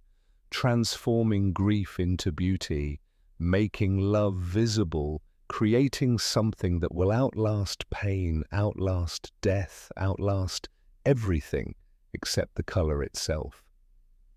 You look at your blue-stained hands in the fading light. These hands have captured heaven. Tomorrow there will be more work. There's always more work. But tonight you rest. Your name is Leonardo Vasari, and you're about to challenge everything you've been taught about color. You're not Leonardo da Vinci. He's famous, old, nearly dead, working for the French king. You're just Leonardo, a 22-year-old apprentice in Florence, grinding pigments and learning perspective under Master Andrea Cellini, a painter of moderate success and considerable skill. The workshop smells of linseed oil, turpentine, and ground pigments. That smell is your whole world now. The sharp bite of turpentine cutting through the heavy sweetness of oil, the mineral dust of crushed azurite settling in your lungs. You've been apprenticed here for 7 years, since you were 15. You've learned to stretch canvas, prepare gesso mix, binding media, grind colors, and draw in correct perspective. But today, Master Cellini is teaching something different. Look out the window, he says. Tell me what color the hills are. You look. The hills of Tuscany roll away toward the horizon, covered in olive groves and cypress trees. Green, you say. Brown. The color of earth and trees. Look at the distant hills, Cellini says. The ones on the horizon. You look more carefully. The hills 5 miles away, barely visible in the hazy afternoon light. They're blue, you say, uncertainly. Or grey. They're different from the near hills. Exactly, Cellini says, excited in the way he gets when teaching something he loves. The distant hills are blue-grey, not their true color. The air between us and them changes what we see. This is called atmospheric perspective. He pulls out a painting he's working on, a Madonna, with a landscape background. The foreground is detailed sharp with rich greens and browns, but the mountains in the background are painted in soft blues and greys, hazy and indistinct. The Greeks never understood this, Cellini says. The Romans barely grasped it. But we're learning to paint not just what is, but what appears. Not the truth of the object, but the truth of perception. You're fascinated. You've noticed this phenomenon before, but never thought about it deliberately. Why does this happen, you ask? The air has substance, Cellini explains. Light must travel through it. The farther light travels, the more it scatters. Blue light scatters most, which is why distant objects appear blue-tinted. It's the same reason the sky is blue. The science won't be properly formalized for another 200 years, but the practical application is clear. So we should paint distant things in cooler, lighter colors, you ask. Exactly. And closer things in warmer, darker, more saturated colors. This creates depth without relying only on linear perspective. Linear perspective you know well. The mathematical approach where parallel lines converge to vanishing points. Revolutionary 50 years ago. Now every workshop in Florence uses it. But this atmospheric perspective, this understanding that color itself creates space, this feels new. Cellini shows you more techniques. How colors can be mixed optically by placing small strokes of different colors next to each other rather than blending them on the palette. How shadows are never pure black but contain reflected color from surrounding objects. How flesh tones require understanding of light temperature. Cool light creates warm shadows. Warm light creates cool shadows. I've been reading translated texts, Cellini says quietly. Arab scholars, a man named Ibn al-Haytham wrote about optics 300 years ago. Light behaves in predictable ways. Color is a property of light, not just of objects. This is borderline heretical. The Church teaches that color is inherent in objects, part of their created essence. To suggest that color comes from light, from how our eyes perceive it, that's suggesting reality is subjective, changeable. But Cellini's careful. We don't contradict theology, he says. We just paint what we see. What appears? God created light and vision as well as objects. And we're just observing his creation more carefully. You're grinding azurite later when another revelation hits you. Master, you say, if we can mix pigments to create new colors. Doesn't that mean colors aren't fixed, that they're malleable? Cellini looks up from his sketching. What do you mean? Well, if I mix yellow and blue, I get green, so green isn't fundamental. It's derived. Doesn't that change everything? Your master smiles. Yes. Some colors are primary. They can't be created by mixing. Red, yellow, blue, every other color can be made from these three in theory. In theory. In practice, our pigments are imperfect. Mixing blue and yellow gives you green, yes, but a muddy green, not the pure green of malachite. Our materials limit us, but the principle is sound. This opens infinite possibilities in your mind. If colors can be mixed, if they're not fixed but fluid, then you're not limited to the pigments you can afford or find. You can create. You start experimenting, mixing colors, methodically documenting results. Yellow ochre plus azurite blue gives a dull olive green, orpiment yellow plus ultramarine blue gives a brighter green. Different yellows and blues produce different greens. Red and yellow make orange. Red and blue make purple, though getting a good purple is tricky. It's easier to just use expensive purple pigments if you can afford them. But the principle matters. Colors are relationships. They're created through combination. They're not isolated entities, but parts of a continuous spectrum. The Guild of Painters doesn't entirely approve of this experimentation. There are rules about which pigments to use for which subjects. The Virgin Mary must be painted in ultramarine. Christ's robes should be certain shades. Saints have traditional color associations. To start mixing and matching, creating new colors, experimenting with optical effects, it's seen as potentially disrespectful. Innovation for its own sake. Pride. But you're young and excited and convinced something profound is being discovered.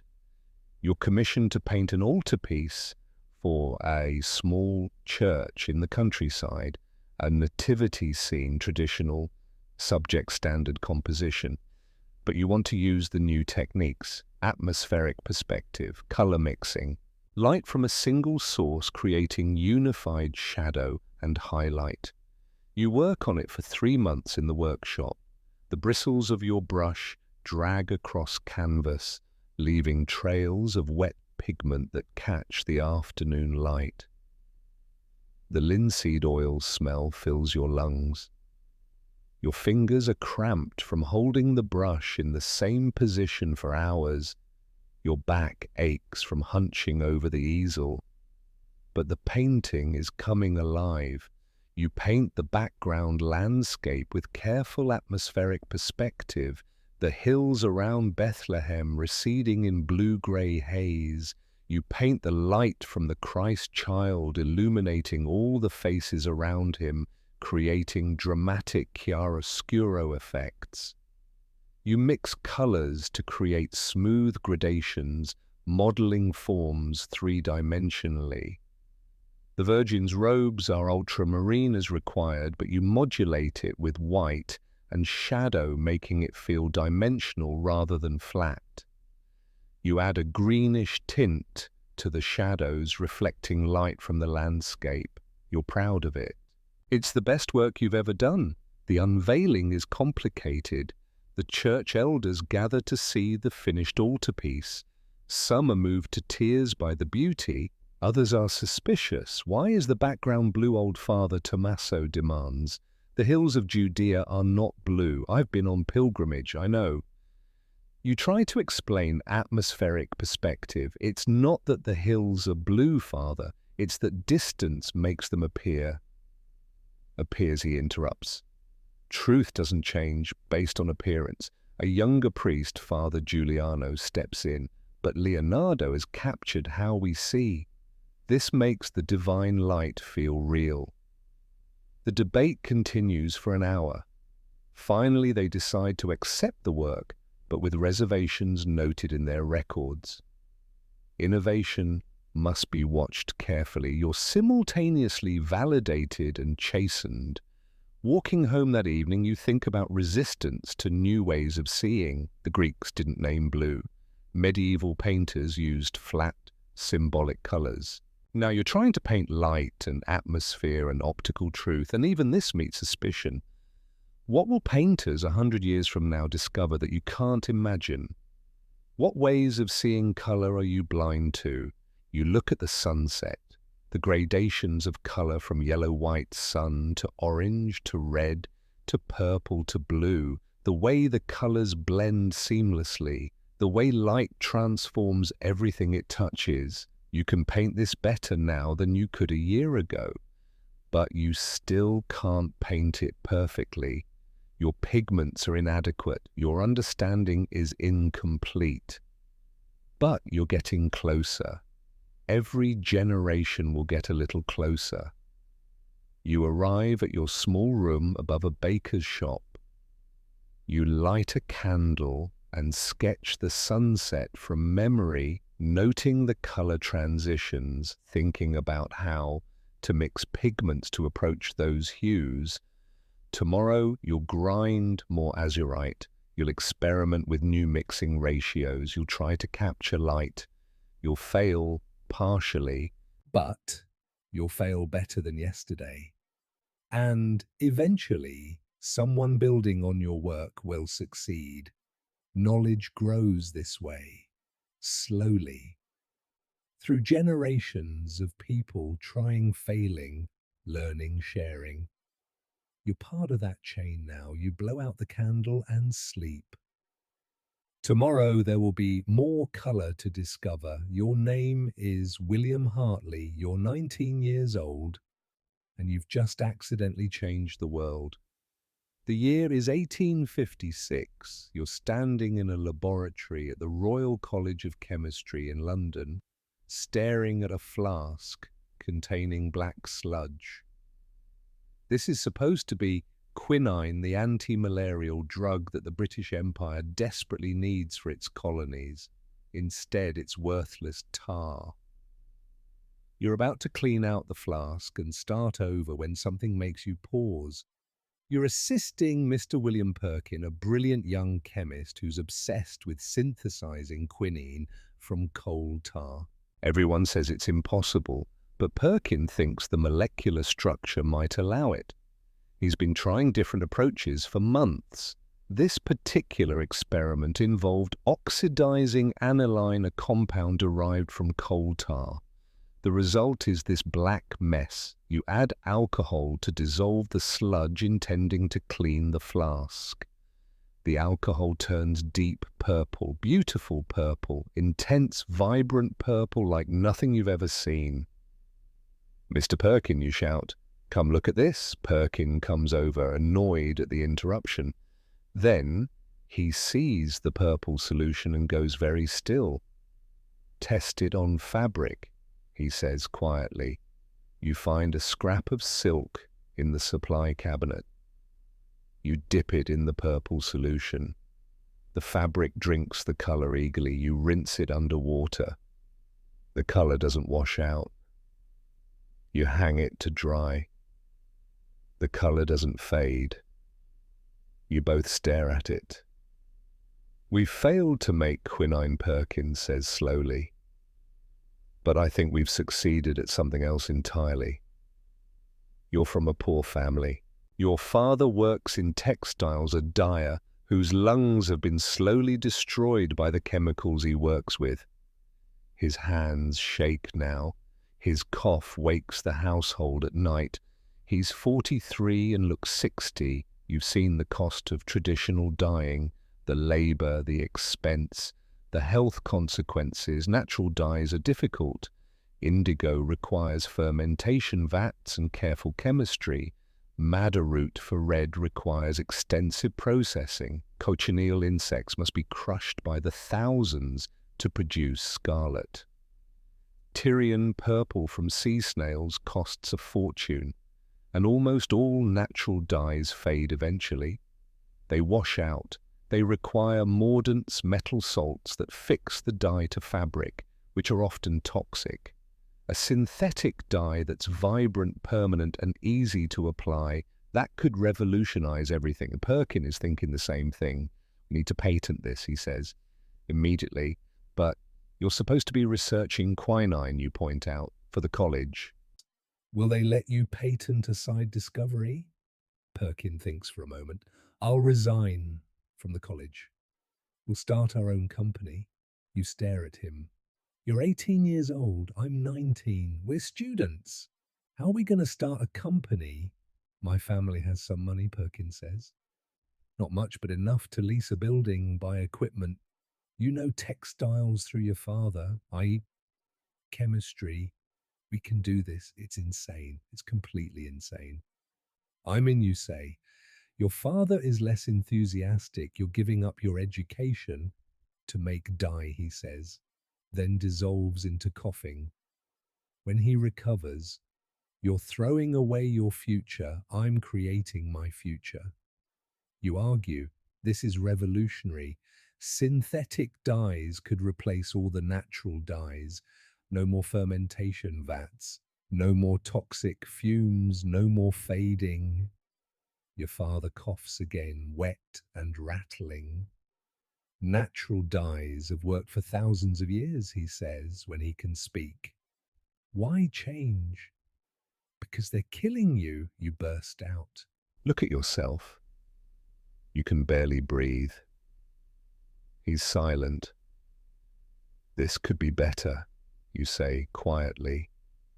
Safer, cheaper, available to everyone, not just the wealthy.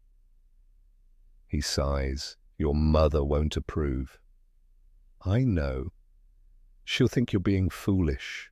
I know, but if you're certain, I won't stop you. You hug him, careful of his fragile frame. Your fiancée Emma is more supportive. She's a practical woman, a seamstress who understands textiles. Purple is expensive, she says, when you show her the dyed silk. If you can make it cheaply, you'll have every dressmaker in London wanting to buy it. That's what we're hoping. What are you calling it? You and Perkin haven't discussed this. Mauvain, you suggest. From the French mauve. The mallow flower. She wrinkles her nose. Sounds better in French. In English, just mauve. Mauve. Simple. Elegant. I like it, you say. The first year is brutal. You and Perkin lease a building in Greenford Green outside London. It's cheap because it's far from the city with nothing around it but fields. Perfect for a factory that's going to produce chemical smells. Scaling up from laboratory to industrial production is harder than either of you anticipated. Chemistry that works in a small flask doesn't necessarily work in 100-gallon vats. Temperatures are harder to control. Stirring is inconsistent. Yields are unpredictable. You hire workers, men from the local area who need jobs. You teach them procedures, safety protocols, quality control.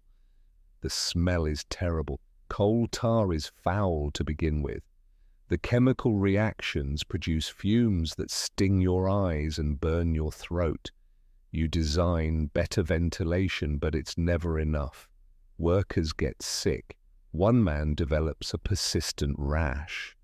Another starts coughing blood and has to quit. You improve safety measures constantly. More ventilation, protective clothing, shorter shifts, better training. You develop a cough yourself. Nothing serious yet, just a persistent tickle. Emma worries. Just one more year, you promise her.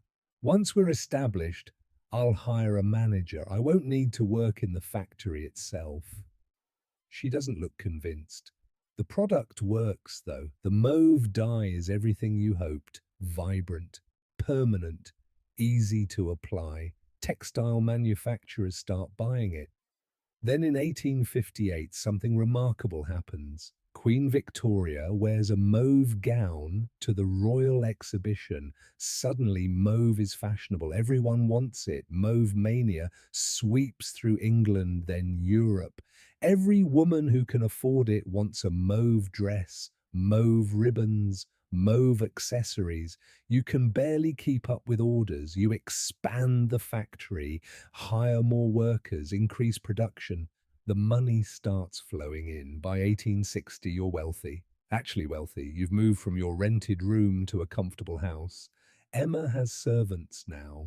You're discussing marriage, a real wedding, not the quiet ceremony you'd planned when you were poor. But the cost nags at you. Workers still get sick, despite improved safety measures. The coal tar is toxic. The aniline is toxic. The byproducts are toxic. You pay for medical care, but that doesn't erase the harm. Your father died last year. His lungs finally gave out. At least he saw your success first. He was proud at the end. And you're not the only one making synthetic dyes anymore. The secret is out. German chemical companies have reverse-engineered your process and created their own aniline dyes. BASF Bayer. Hoaxed. They're bigger, better funded, more organized. By 1862, there are synthetic dyes in every color. Magenta, fuchsine, aniline black, bright greens and yellows and reds that never existed before. The world is becoming more colorful, but there are casualties. The natural dye industries are collapsing.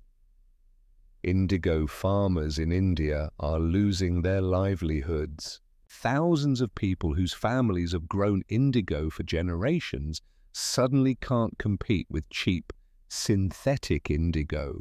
You read reports about the displacement, the suffering. You try to feel purely happy about your success. You've democratized color, made it available to the middle classes, not just the wealthy, reduced the cost and labor of dyeing, created new industries, new jobs, but you've also destroyed old industries, old ways of life. Progress has casualties. You're having dinner with Emma, your wife now married, for 3 months when she says, "Do you ever regret it?" Regret what? The synthesis. Starting the company. All of it. You think carefully. No, you say, I don't regret it. But I'm not purely proud either. We've changed the world. Some of those changes are good. Some have costs. The Indian indigo farmers, yes. And the workers who get sick and, I don't know, the loss of something. The old ways. Emma takes your hand. The purple is faint now, but still visible in the creases. You made color available to my mother, she says quietly. She has a purple shawl now. My grandmother had grey and brown a whole life. But my mother has purple. That matters, it does. And Emma continues, you're researching safer synthesis methods, better ventilation, worker protections. That counts too. It's not enough. It's something. Progress is messy, always has been. But you're trying to make it less messy. You squeeze her hand. That night you stand at the window of your comfortable house, looking out at the lights of London in the distance. Somewhere in that city, women are wearing mauve dresses, purple that used to be reserved for emperors, now available to shop girls and secretaries. Somewhere in India, indigo farmers are adapting or suffering. You can't undo that. You send donations to relief funds, but you can't undo the fundamental change you've caused. Emma joins you at the window. She's expecting your first child, due in 4 months. What color should we paint the nursery? She asks. You laugh. Anything but purple. Blue, she suggests. Blue sounds perfect. Your child will grow up in a world of infinite color. Synthetic dyes in every shade imaginable. Bright pink and electric blue and neon yellow. Colors that didn't exist when you were born. Is that a better world? Despite the costs, despite the casualties, despite the complexity and the guilt, you think it is. Color should belong to everyone. You've helped make that happen. The future will be more colorful than the past. You are Anna Kellner, and you're learning to see. The year is 1923. You're 21 years old, a student at the Bauhaus school in Weimar, Germany. This scholarship is your escape from poverty, from a father who drinks and a mother who gave up, from a village where girls don't get educated. You're studying under Johannes Itten and Joseph Alber's pioneers of modern color theory. And they're teaching you that everything you thought you knew about color is wrong. Place the gray square against black. Itten instructs, now against white. What do you see? You've done this exercise a dozen times, but it still amazes you. The same gray square looks lighter against black, darker against white. The same color appears different, you say. Exactly. Colors don't exist in isolation, they're relationships. Context is everything. Albers demonstrates simultaneous contrast. He places a small blue square against a larger blue-green background and another identical blue square against a larger blue-violet background. The two blue squares look completely different. One appears greenish, one appears purplish. Same blue, Albers says. Different context. Your eye creates the difference. This is revolutionary. For thousands of years, people treated color as fixed property of objects. The sky is blue, blood is red, gold is gold. But the Bauhaus is teaching that color is perception, relationship, psychology. You're assigned to create color harmonies, not random combinations, but compositions that create specific emotional effects. You work with complementary colors, red and green, blue and orange, yellow and purple. These combinations vibrate when placed next to each other, creating visual tension. You work with analogous colors, blue, blue, green, green. These create calm, harmonious compositions. You experiment with warm colors advancing and cool colors receding. A composition of red shapes on a blue background seems to have depth, the red popping forward, the blue retreating. Understanding how to manipulate emotion with color to create excitement or calm, tension or harmony, energy or peace. This is power. This is language. Your favorite instructor is Wassily Kandinsky, though his theories border on mystical. He assigns specific meanings to colors and shapes. Yellow is a triangle, sharp, energetic, aggressive. Blue is a circle, calm, spiritual, deep. Red is a square, stable, earthy material. You're skeptical of the specifics, but you grasp the broader point color communicates. It speaks to something pre-verbal in human consciousness. The political situation in Germany is deteriorating. Talk of the Nazis, of political repression, of the Bauhaus being too radical, too modern, too degenerate. You ignore it as much as possible. You focus on color. You create a series of compositions exploring the emotional weight of black. In one piece, black is oppressive, threatening, surrounding small, bright shapes.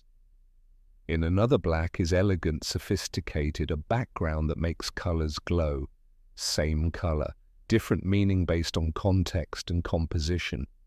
Color has no inherent meaning, Albers tells you, only assigned meaning, cultural meaning, personal meaning, relational meaning. By 1933, your worst fears come true. The Nazis close the Bauhaus. Degenerate art, they call it. Too modern, too Jewish, too intellectual. Many instructors flee to America. You don't have that option. You're not important enough, not connected enough. You return to your village with your Bauhaus education and no prospects, but you carry the knowledge. You understand how to see color now. Relationships, context, psychology. That knowledge can't be taken from you. Decades pass. The world changes. Knowledge travels in new directions. You are someone else now. Your name is Marcus Washington. It's 1965 and you're a graphic designer in Harlem, New York. You're 28 years old, black, talented and angry. Last month your uncle was beaten on the Edmund Pettus Bridge in Selma, Alabama. Beaten bloody by state troopers for trying to vote, for marching peacefully, for believing America meant what it said about equality. He survived. Many didn't. You channel your anger into design. You're creating a poster for the next march and you're thinking carefully about color. Red, not pretty red, not romantic red, blood red, sacrifice red, urgent red, black, power, identity, defiance, white, included not as purity, but as contrast, as the faces alongside black faces, hands held together. The image shows black and white hands clasped, held high. The colors are bold, uncompromising. The typography is strong, clear, demanding. March for freedom. Your studio partner, David White, Jewish, equally committed, looks over your shoulder. It's strong, he says. Aggressive. It should be you reply. We're not asking nicely anymore. Color is political, it always has been, but now you understand it viscerally in a way you never did before. During slavery, enslaved people were often forbidden bright colors. Dressing in bright colors after emancipation was resistance, celebration, reclamation of joy and beauty. The Black Power movement is reclaiming colors. Red, black, green, the Pan-African colors. Asserting identity, demanding visibility. You think about Anna at the Bauhaus, learning that color is context and relationship, understanding that color is also history and power and protest. Your poster gets picked up by Life magazine. Suddenly, you're the black designer that every progressive organization wants to hire. It's simultaneously an opportunity and a trap. Are they hiring you for your talent or to check a box you navigate carefully? You use the platform to amplify other black artists. You insist on hiring black junior designers. You create work that refuses to soften its message. One night you're working late designing a logo for a new community center in Harlem, thinking about color and meaning. What colors represent hope without being naive, strength without aggression, community without uniformity? You sketch combinations, blue and gold, green and purple, red and black and white. Your grandmother stops by. She lives 3 blocks away, often brings you dinner when you work late. She looks at your sketches. That one, she says, pointing to the blue and gold combination. Why that one? Blue is hope, she says. Sky before dawn, gold is worth, our worth. We're valuable, we matter. She's never studied color theory, but she knows color is universal and cultural, objective and subjective, simple and infinitely complex. You use the blue and gold design. The community center loves it. Years later, it will still be their logo, that blue and gold, carrying hope and worth through decades. Time continues its forward march. Technology transforms everything. You are someone else again. Your name is Yuki Tanaka. The year is 1985 and you're working for Sony in Tokyo, developing one of the first consumer digital cameras. The challenge is translating analog color into digital information.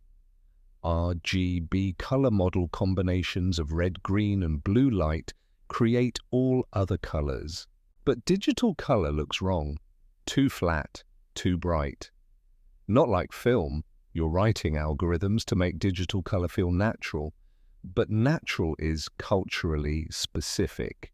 Japanese consumers want skin tones warmer. American consumers want cooler. European consumers want more saturation. You're encoding cultural preferences into technology. Your grandmother was a kimono dyer. You grew up helping her, learning indigo dyeing techniques passed down through generations. Now you're creating colors that exist only as electrical signals, pixels on a screen, numbers in a computer's memory. Is this progress or loss? You visit your grandmother. She's 87 now, still dyeing occasionally. You show her a photo on the digital camera. It's a picture of her garden. The indigo plants she still grows. The blue is wrong, she says immediately. You know, the sensor can't quite capture the depth of real indigo. I'm trying to fix it, you say. She touches the screen gently. It's still blue, she says. The method is different, but the intention is the same. You're trying to capture color, to share what you see, but it's not real, you protest. It's just pixels, electrical signals. The cave painters used groundstone and fat, she says. The Egyptians used lapis from mountains. I use plants and fermentation. You use electricity. Color is color. The method doesn't matter if the heart responds. You think about this for days. She's right. Every generation has found new ways to capture color. Cave painters couldn't imagine Egyptian blue. Egyptian pigment makers couldn't imagine synthetic mauve. Your grandmother's generation couldn't imagine digital pixels. But they're all doing the same thing, trying to capture and share color to make the invisible visible, to communicate beauty. You improve your algorithms, you study how human eyes perceive color, how brains process it, how culture shapes interpretation. The camera gets better, the colors more accurate, or at least more satisfying to viewers. You realize you're participating in the 40,000-year conversation about color. Using different tools but asking the same questions. How do we capture this? How do we share what we see? How do we make color permanent? The answers change. The questions remain. Your name is Dr. Sarah Chen. You're a neuroscientist at a research university in California, and you're about to blow apart everything people think they know about seeing color. It's a Tuesday morning, you're in your lab preparing for an fMRI study. Your research question is deceptively simple. Do people who speak different languages literally see colors differently? The answer, it turns out, is yes, absolutely yes. You're studying English speakers and Russian speakers today. In English, we have one word for blue, light blue, dark blue, sky blue, navy blue, but always blue. Russian has two completely separate words, goluboy for light blue and siny for dark blue. Not shades of the same color, different colors entirely. The way English speakers think of blue and green as completely different. Your hypothesis, Russian speakers' brains will show different activation patterns when distinguishing light blue from dark blue compared to English speakers. Your subject today is Dmitry, a Russian immigrant who's been in America for 15 years but still speaks Russian at home. You show him color squares. Some are goluboy, some are siny. You ask him to identify which is which while the fMRI scanner watches his brain activity. The language centers of his brain activate, not just the visual cortex, the language centers. He's not just seeing the colors, he's naming them. And the naming is inseparable from the seeing. You run the same test with English speakers. When they look at the same color squares, they see light blue and dark blue shades of the same color. Their brains process it differently, less language activation, more of a gradient than a category boundary. The implications are staggering. We don't all see the same colors. We literally, measurably, neurologically see what our language has taught us to see. The famous study comes to mind. The Himba tribe in Namibia has multiple words for different shades of green. They can distinguish between green shades that look identical to English speakers, but they have no separate word for blue, and green are the same category to them. When shown a circle of green squares with one blue square, English speakers spot the blue square immediately. Himba speakers struggle. It doesn't look different to them, but show a circle of green squares where one is a slightly different shade of green, and Himba speakers spot it immediately. English speakers struggle. Same wavelengths of light, different perception based on language and culture. You're writing up your findings when your daughter Emma comes into the lab. She's 5 years old, supposed to be at kindergarten, but the school called. She's not feeling well. Emma has deuteranopia, red, green, color blindness.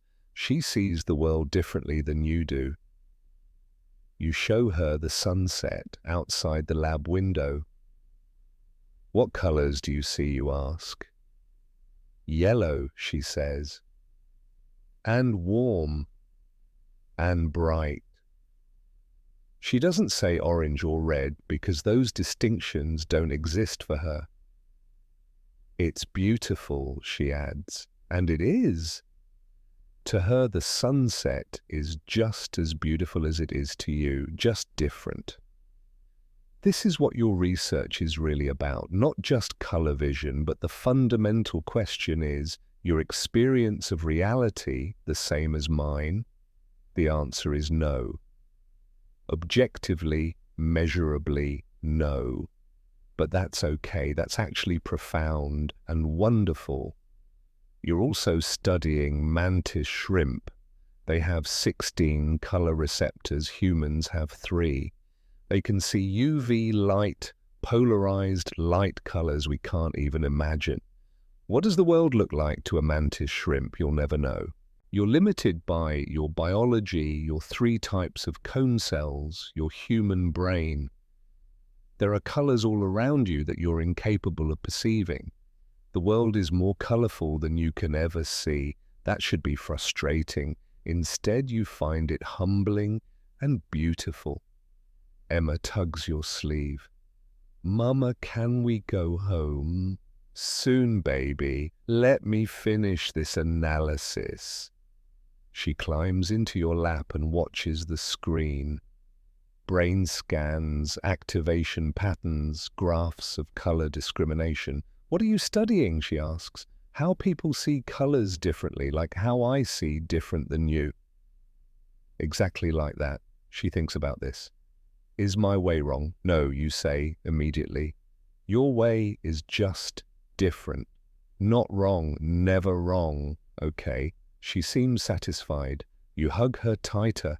Your colorblind daughter seeing a different world than you, but seeing just as much beauty, just as much meaning. Later that week, you're presenting at a neuroscience conference. You show your data on language and color perception. You explain the cultural construction of color categories. A philosopher in the audience asks, if color perception is constructed by our brains and shaped by our culture, is color even real? You pause. You've thought about this question for years. Color is real because we experience it, you say finally. Shared experience creates reality. Yes, my red might be slightly different from your red. Yes, a Russian speaker categorizes blue differently than I do. Yes, a mantis shrimp sees colors I can't imagine. But we all experience color. We all respond to it. We all find meaning in it. That makes it real. Just not objective, the philosopher presses. Nothing is objective, you reply. All perception is filtered through biology and culture and individual experience. But that doesn't make it less real. It makes it human. The conference ends. You fly home. Emma and your husband pick you up from the airport. Emma is wearing a dress she picked out herself. To you, it's bright purple with yellow flowers. I love your dress, you say. It's my favorite, she says. It's so bright, she probably doesn't see purple the way you do. The yellow flowers probably look different to her. But it's still her favorite dress. It still makes her happy. The color is doing its job, creating joy, meaning, beauty. You drive home under a sunset that looks different to each of you. You see orange and red and purple.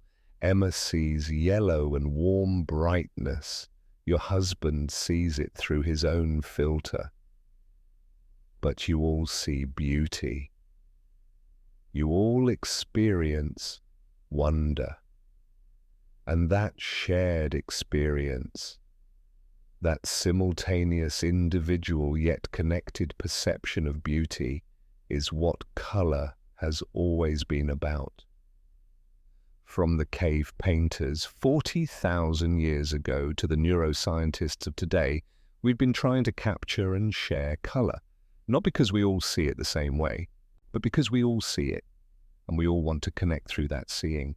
The sunset fades, the sky darkens to colors you don't have names for, not quite purple, not quite blue, something in between. Tomorrow you'll return to the lab, more brain scans, more data, more questions about perception and reality and the beautiful complexity of how we see. But tonight you're just watching the sky change colors with your family. You're in the lab late.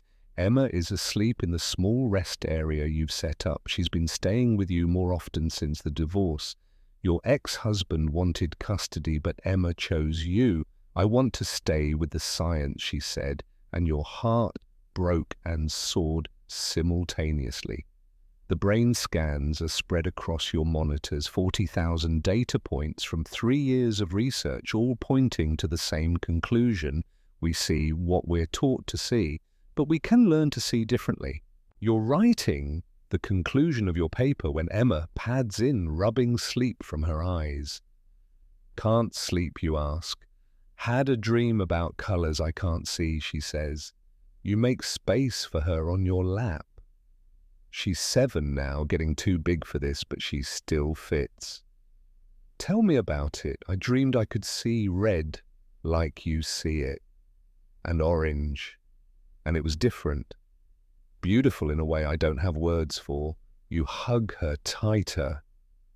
You know what's interesting? I've had dreams where I can see like a mantis shrimp, 16 colors instead of 3. And in the dream, it's so beautiful I cry. But when I wake up, I can't remember what those colors look like. My brain can't hold on to something it's never experienced. Do you think I'll ever see red? Emma asks quietly.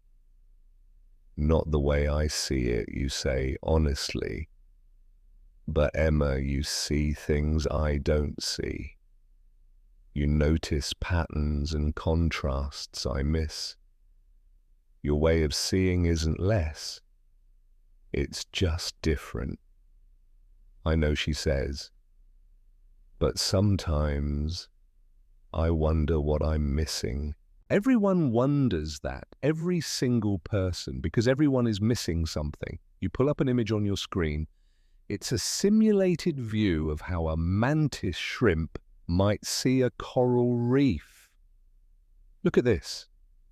This is what we think a mantis shrimp sees. 16 types of color receptors.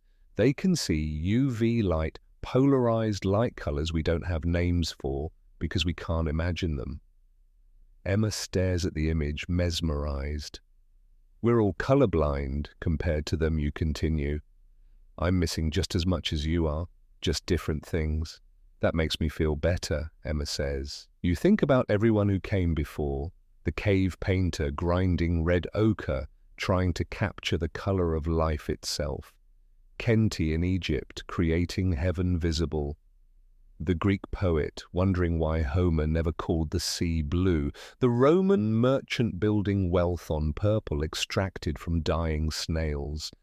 Mei Lin in China, creating blue from plants through patience and chemistry she couldn't name. Takeshi in Japan, tying 3,000 knots to create beauty through negative space. Brother Domenico grinding lapis worth more than gold, making the eternal visible for a grieving mother. Leonardo Vasari discovering that color creates space, that what appears matters as much as what is. William Hartley accidentally creating synthetic mauve and changing the world forever. Anna Kellner at the Bauhaus learning that color is relationship context, psychology. Marcus Washington using color as protest and power. Yuki Tanaka translating color into pixels and electrical signals. All of them trying to capture color, share color, understand color, all of them succeeding and failing in their own ways.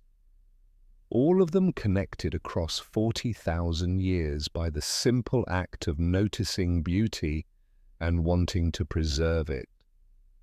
Mama Emma says, when you finish your research, what will it mean? You think carefully.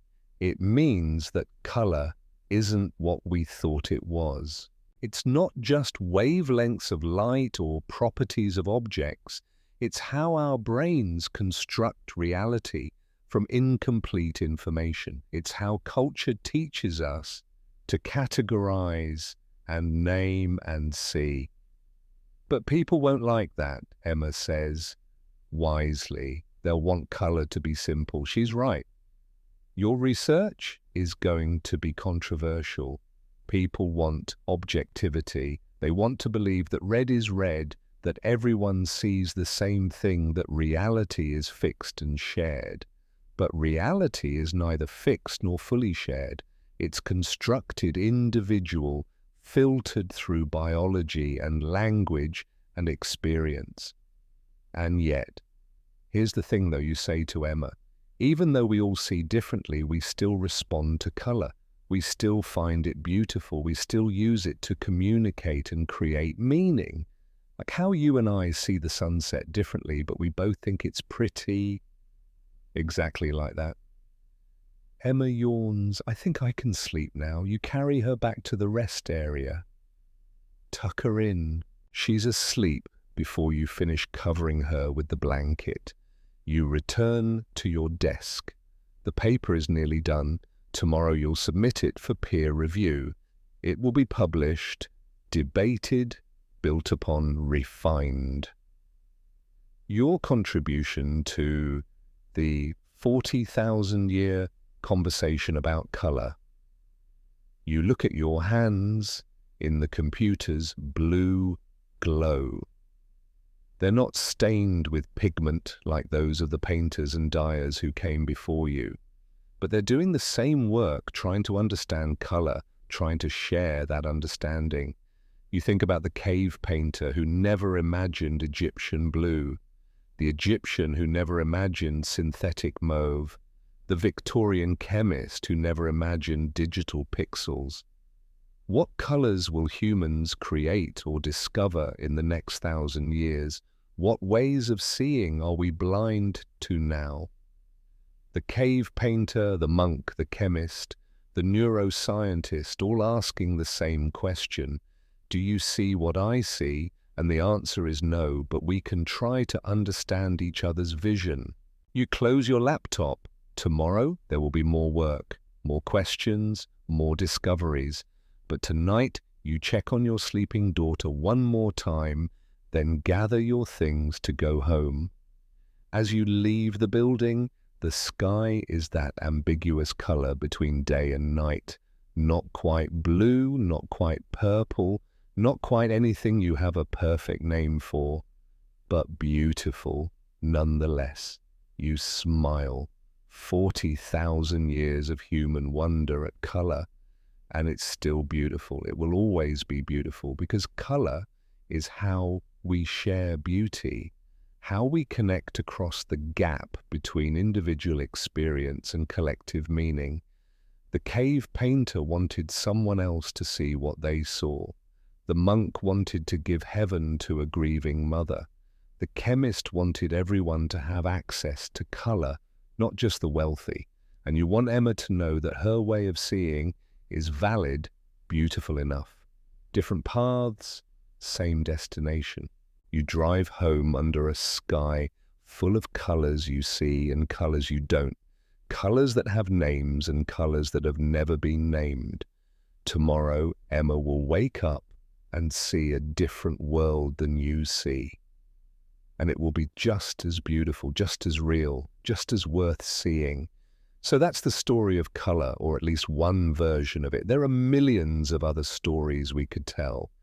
The Maya and their sacred blue, made from indigo and a rare clay used to paint sacrificial offerings and murals that still glow brilliant after 1,000 years. The Aboriginal Australians and their ochre ceremonies, color as law and dreaming and connection to country. The Persian miniaturists grinding lapis into skies so perfect they seem to contain actual light. Every culture has learned to see the world in their own way. Every tradition has discovered and named and understood color differently. The Greeks who couldn't name blue, the Himba who see dozens of greens, the Russians with their 2 blues, the mantis shrimp with their 16 color receptors seeing a world we can only dream about. And you listening right now, wherever you are, you see colors no one in history saw exactly the same way. Your experience is unique, shaped by your language, your culture, your individual biology, your personal associations and memories. That blue of your phone screen, it's descended from Egyptian blue, made permanent through 40 centuries of refinement. But it exists only as electrical signals, now pixels glowing in the darkness. The red of that book spine on your shelf, maybe it's synthetic aniline dye, maybe it's digital pigment, but it carries the echo of ochre from 40,000 years ago. Colors are time travelers. Every color you see carries history in every wavelength. We're all connected to every person who ever ground a pigment, mixed a dye, painted a wall, tried to capture the color of sunset or sky or the infinite variations of blue. When you finish listening, take a moment. Look at the colors around you. Really see them. Notice how they change in different light, how they interact with each other, how they make you feel. That's what color has always been about. Not the chemistry or the physics or the neuroscience, though those matter. Those are part of the story. But the heart of it is simpler. We notice beauty. We want to share it. We've been trying to share it for 40,000 years in every way we can imagine. From cave paintings to digital screens, from ground stone to synthetic molecules to electrical signals, we keep finding new ways to capture and share color. Because color is how we connect. How we say, look at this, isn't it beautiful, and hope that someone else sees what we see, feels what we feel, shares that moment of wonder. Thank you for traveling through time with me tonight. Thank you for seeing colors with me, for sharing this gentle journey through 40,000 years of human creativity and wonder. I hope this helped you relax. I hope it gave you something beautiful to think about as you drift towards sleep. If you enjoyed this journey through the history of color, I'd be so grateful if you'd hit that like button. It really helps others discover these stories. And if you want more explorations of history, science, and the beautiful mysteries of human culture, subscribe to the channel and turn on notifications so you never miss a new story. Share this video with someone who might appreciate it. Maybe someone who loves art or history, or just needs something peaceful to listen to before bed. These stories are meant to be shared, just like color itself. Tell me in the comments what's your favorite color and why. I love reading your thoughts and connecting with you all. Sweet dreams, my friends. May your dreams be as colorful as the history we just explored together. Good night.